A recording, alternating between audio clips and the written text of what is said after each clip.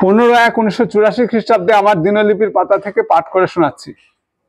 বাঘা গেটের কাছে শুয়ে শুয়ে স্বপ্ন দেখে, খাবারের স্বপ্ন। চোখের সামনে অনেক অনেক খাবার। মৃণালরা বুধি গাইকে বেঁচে দিয়েছে, তাই গোয়াল শূন্য। এখন ওখানে ঘুঁটে রাখা হয়। মৃণালের জেঠু দাওয়াতে বসে জাল বোনেন, খেতে লঙ্কা আর বাঁধাকপি লাগানো হয়েছে। জেঠুর হাতে এখন ছুটির অবকাশ। সেই শেষবার জাহাজে গেছিলেন দুবাইয়ে। কাকু অর্থাৎ মৃণালের বাবা দেখাশোনার কাজে রোজই যাদবপুর যেতে হয়। যাদবপুরে দর্শন শাস্ত্রের জন্য যে নতুন বিল্ডিংটা তৈরি হচ্ছে তার ভার কাকুর হাতে। মৃণাল পাখির জন্য খাঁচা তৈরি করে। ওর খাঁচায় হরেক রকম পাখি, সারাদিন কিচিরমিচির, পায়রার বকবকম। পায়রাগুলো অবশ্য ছোটনের। দুই কাকিমা রান্নার কাজে ব্যস্ত থাকেন, ছেলে মেয়েদের পড়াশোনার জন্য বকাবকি করেন। ওদের বাড়ির সামনে গোলাপ আর গাঁদা গাছ। গোলাপগুলো মৃণালের লাগানো। জেঠু গাঁদার ডাল এনেছিলেন যাদবপুর থেকে। গোপা খুব গম্ভীর স্বভাবের, কথাবার্তা কম বলে। নতুন কাকিমার সাথে ওর খুব ভাব।